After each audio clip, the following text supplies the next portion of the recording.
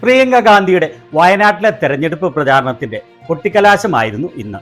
സഹോദരനും വയനാട്ടിലെ മുൻ MP-യുമായ രാഹുൽ ഗാന്ധിയോടൊപ്പം സംയുക്ത റോഡ് ഷോ നടത്തിയാണ് പ്രിയങ്കയുടെ തെരഞ്ഞെടുപ്പ് പ്രചാരണങ്ങളുടെ സമാപനം.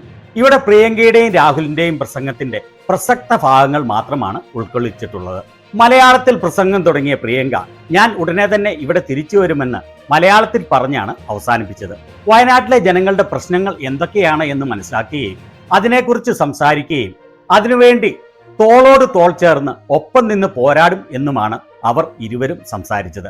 അല്ലാതെ മോദി നടത്തുന്നത് പോലെയുള്ള നിങ്ങളുടെ താലി പറിച്ച് മുസ്ലിങ്ങൾക്ക് കൊടുക്കും, നിങ്ങളുടെ പോത്തിനെ കട്ടെടുത്ത് മുസ്ലിങ്ങൾക്ക് കൊടുക്കും, നിങ്ങൾക്ക് 2 മുറിയുണ്ടെങ്കിൽ അതിലൊന്നെടുത്ത് മുസ്ലിങ്ങൾക്ക് കൊടുക്കും, നിങ്ങളുടെ പെൺകുട്ടികളെ തട്ടിയെടുത്ത് മുസ്ലിങ്ങൾക്ക് കൊടുക്കും, അവൻ മട്ടൻ കഴിച്ചു മറ്റവൻ മീൻ കഴിച്ചു, രാമക്ഷേത്രത്തിന് മുസ്ലിം താഴിട്ട് പൂട്ടും എന്നിങ്ങനെയുള്ള മനുഷ്യൻ കേൾക്കാൻ അറയ്ക്കുന്ന, മനുഷ്യന്റെ സാമാന്യ ബുദ്ധിയെ ചോദ്യം ചെയ്യുന്ന, കേട്ടിരിക്കുന്നവരെ വെറും മണ്ടന്മാരായ വോട്ടർമാർ മാത്രമായി കാണുന്ന വൃത്തികെട്ട വാക്കുകളല്ല. കാര്യമാത്ര പ്രസക്തമായ ഇവരുടെ പ്രസംഗവും ജനങ്ങളെ തമ്മിലടിപ്പിച്ച് ലാഭം കൊയ്യാൻ വേണ്ടി നടത്തുന്ന BJP നേതാക്കളുടെ വൃത്തികെട്ട പ്രസംഗങ്ങളും ഒന്ന് താരതമ്യം ചെയ്ത് നോക്കേണ്ടതാണ്. എല്ലാവർക്കും നമസ്കാരം.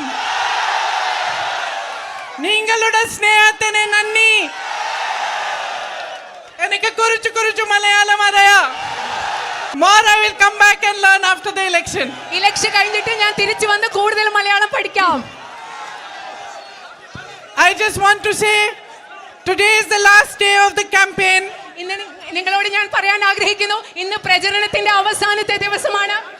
I have been campaigning for elections for 35 years. 35 വർഷങ്ങൾ കൊണ്ട് ഞാൻ ഇലക്ഷൻ പ്രചരണം, തെരഞ്ഞെടുപ്പ് പ്രചരണം നടത്തിക്കൊണ്ടിരിക്കുകയാണ്. And I want to tell you that this is the happiest, most beautiful campaign I have ever been part of. നിങ്ങളോട് പറയട്ടെ, എന്റെ ജീവിതത്തിലെ ഏറ്റവും സന്തോഷമുള്ള, ഏറ്റവും മനോഹരമായ തെരഞ്ഞെടുപ്പ് പ്രചരണം ഇതാണെന്നാണ് നിങ്ങളോട് പറയാൻ ഞാൻ ആഗ്രഹിക്കുന്നു.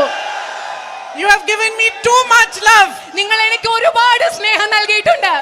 Everywhere I have been, to every household, on the streets, every single place I have been, you have received me with love, with affection.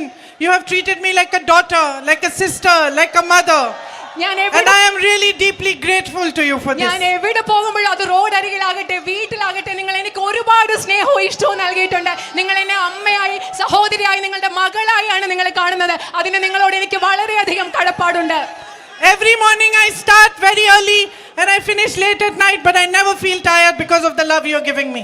എല്ലാ ദിവസവും ഞാൻ വളരെ നേരത്തെ രാവിലെ പ്രചരണം ആരംഭിക്കും. തിരിച്ച് വീട്ടിലെത്തുന്നത് രാത്രി ഒരുപാട് വൈകിയാണ്. പക്ഷേ നിങ്ങൾ തരുന്ന സ്നേഹം കാരണം എനിക്ക് ഒരിക്കൽ പോലും ക്ഷീണം തോന്നിയിട്ടില്ല. And I have tried to understand from all of you what your problems are. I have met farmers, banana farmers, rubber farmers, homestay owners of small businesses like the ones I see here, shopkeepers. നിങ്ങളിൽ നിന്ന് നിങ്ങളുടെ പ്രശ്നങ്ങൾ എന്താണെന്ന് മനസ്സിലാക്കാൻ ഞാൻ ശ്രമിച്ചുകൊണ്ടിരിക്കുകയാണ്. ഞാൻ കർഷകരെ കണ്ടു, വാഴ കൃഷി നടത്തുന്നവരെ കണ്ടു, റബ്ബർ കൃഷി നടത്തുന്നവരെ കണ്ടു, ഹോം സ്റ്റേ നടത്തുന്നവരെ കണ്ടു, അതുപോലെ ഇതുപോലെയുള്ള പല ചെറുകിട കച്ചവടക്കാരെയും ഞാൻ കണ്ടു. I have met young women trying to make a life for themselves, young men educated looking for employment opportunities. സ്വന്തം ജീവനോപാധിയുമായി മുൻപോട്ട് പോകുന്ന ചെറുപ്പക്കാരായ സ്ത്രീകളെ ഞാൻ കണ്ടു, ചെറുപ്പക്കാരായ വിദ്യാസമ്പന്നരായ ആൺകുട്ടികളെ ഞാൻ കണ്ടു. Young soccer players playing with great motivation. വളരെയധികം ഊർജ്ജത്തോടുകൂടി, പ്രചോദനത്തോടുകൂടി കളിക്കുന്ന ചെറുപ്പക്കാരായ ഫുട്ബോൾ കളിക്കാരെ ഞാൻ കണ്ടു. And every single person I have met has inspired me in some way or other. ഇവിടെ ഈ പ്രദേശത്ത് ഞാൻ കണ്ടിട്ടുള്ള ഓരോ വ്യക്തിയും ഒരു വിധത്തിൽ അല്ലെങ്കിൽ മറ്റൊരു വിധത്തിൽ എന്നെ പ്രചോദിപ്പിച്ചിട്ടുണ്ടെന്ന് പറയാൻ ഞാൻ ആഗ്രഹിക്കുന്നു.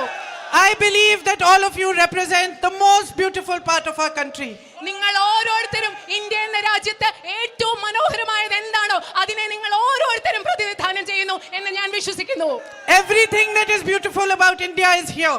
ഇന്ത്യയിൽ എന്തൊക്കെ മനോഹരമായിട്ടുണ്ടോ അതെല്ലാം ഇവിടെയുണ്ട്, ഈ പ്രദേശത്തുണ്ട്.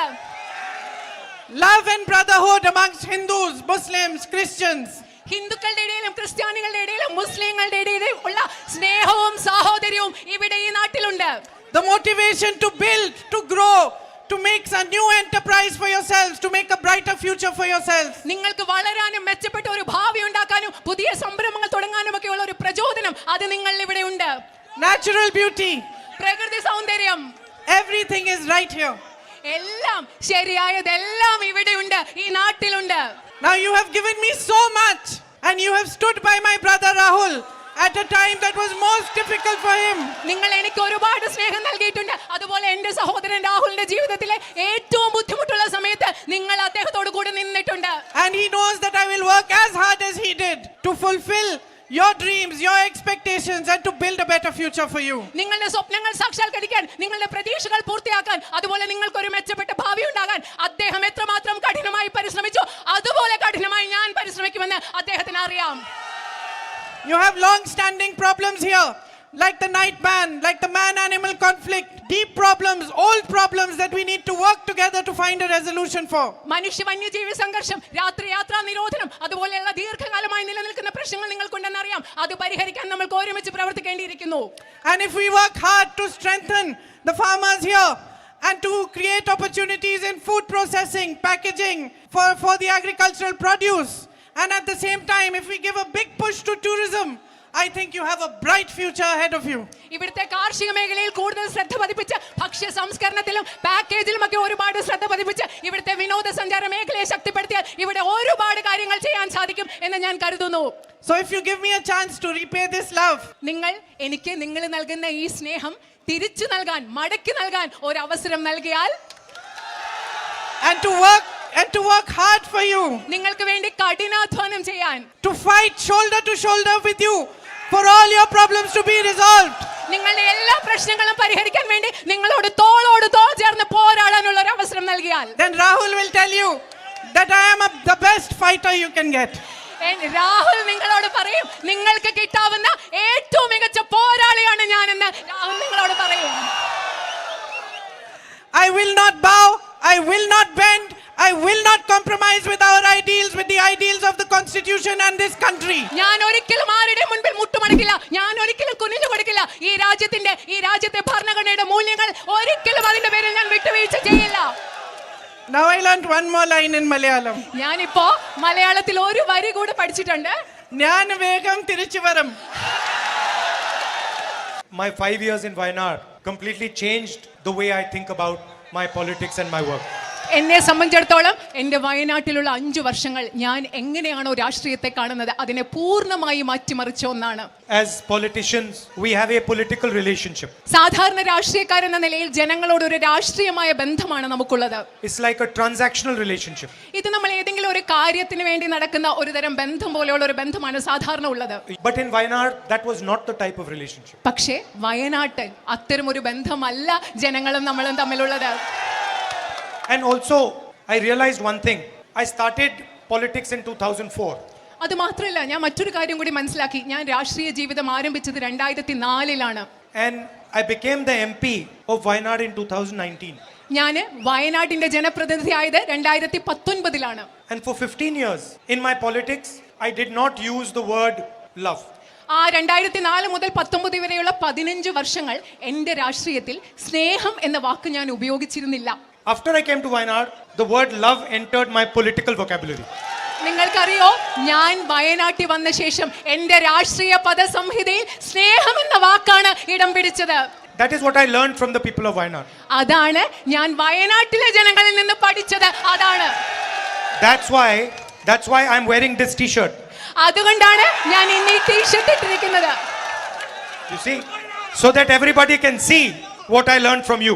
ഞാൻ വയനാട്ടിലെ ജനങ്ങളിൽ നിന്ന് എന്താണ് പഠിച്ചതെന്ന് എല്ലാവരും കാണാൻ വേണ്ടിയാണ് ഞാൻ ഈ ടീഷർട്ട് ഇട്ടിരിക്കുന്നത്. സാധാരണ നടക്കുന്ന ഒരു തെരഞ്ഞെടുപ്പ് പ്രചരണം പോലെ ആയിരിക്കില്ല ഇവിടുത്തെ തെരഞ്ഞെടുപ്പ് പ്രചരണം. തീർത്തും വ്യത്യസ്തമായ ഒരു പ്രചരണമായിരിക്കുമെന്നാണ് ഞാൻ പറഞ്ഞത്. You will feel like you are going to your mother's house or to your brother's house. I told her that. ഇവിടെ വരുമ്പോൾ ഞാൻ എൻ്റെ അഞ്ചത്തിയോട് പറഞ്ഞു, നിനക്ക് തോന്നാൻ പോകുന്നത് അങ്ങോട്ട് പോകുമ്പോൾ അമ്മയുടെ വീട്ടിൽ പോകുന്ന പോലെ തോന്നും, അല്ലെങ്കിൽ സഹോദരന്റെ വീട്ടിൽ പോകുന്ന പോലെ തോന്നും. That's why in the speech she said, I have never fought an election campaign like this. അതുകൊണ്ടാണ് പ്രസംഗത്തിൽ എൻ്റെ സഹോദരി പറഞ്ഞത്, ഇതുപോലത്തെ ഉള്ള തെരഞ്ഞെടുപ്പ് പ്രചരണം ഞാൻ ഇതുവരെ നടത്തിയിട്ടില്ല എന്ന് പറഞ്ഞത് അതുകൊണ്ടാണ്. So I'm confident that your issues, your main issues, medical college, night traffic ban, these main issues of your man-animal conflict, she's the most sensitive person to understand them and to work with you on them. നിങ്ങളുടെ പ്രധാനപ്പെട്ട പ്രശ്നങ്ങൾ, നിങ്ങളുടെ medical college, മനുഷ്യ വന്യജീവി സംഘർഷം, അതുപോലെ രാത്രി യാത്രാ നിരോധനം, ഇങ്ങനെയുള്ള പ്രശ്നങ്ങൾ ഏറ്റവും വികാരത്തോടു കൂടി മനസ്സിലാക്കാനും പരിഹരിക്കാൻ പറ്റുന്ന ആളാണ് എൻ്റെ സഹോദരി എന്ന് എനിക്ക് ഉറപ്പുണ്ട്. So you will see both of us raising Wayanad's issues. In Parliament, you'll see both of us fighting for your issues in Parliament. ഞങ്ങൾ രണ്ടുപേരും വയനാടിന്റെ പ്രശ്നങ്ങൾ പാർലമെന്റിൽ ഉയർത്തുന്നത് കാണും. ഞങ്ങൾ രണ്ടുപേരും ഒരുമിച്ച് നിന്ന് വയനാടിന്റെ പ്രശ്നങ്ങൾ പരിഹരിക്കാൻ വേണ്ടി പോരാടുന്നത് നിങ്ങൾ കാണും. And I told my sister this morning that I want her to take up one challenge. ഞാൻ ഇന്ന് രാവിലെ എൻ്റെ അനുജത്തിയോട് പറഞ്ഞു, ഒരു വെല്ലുവിളി നിങ്ങൾ ഏറ്റെടുക്കണമെന്ന് ഇന്ന് രാവിലെ ഞാൻ എൻ്റെ അനുജത്തിയോട് പറഞ്ഞു. In 5 years. 5 കൊല്ലങ്ങൾ കൊണ്ടാണ് ആ വെല്ലുവിളി. That Wayanad's name should be recognizable as a tourist destination, not only in India but in the entire world. ആ വെല്ലുവിളി എന്താണെന്ന് അറിയാമോ? വയനാടിന്റെ പേര് ഏറ്റവും മികച്ച വിനോദസഞ്ചാര കേന്ദ്രമായി ഇന്ത്യയിൽ മാത്രമല്ല ലോകം മുഴുവൻ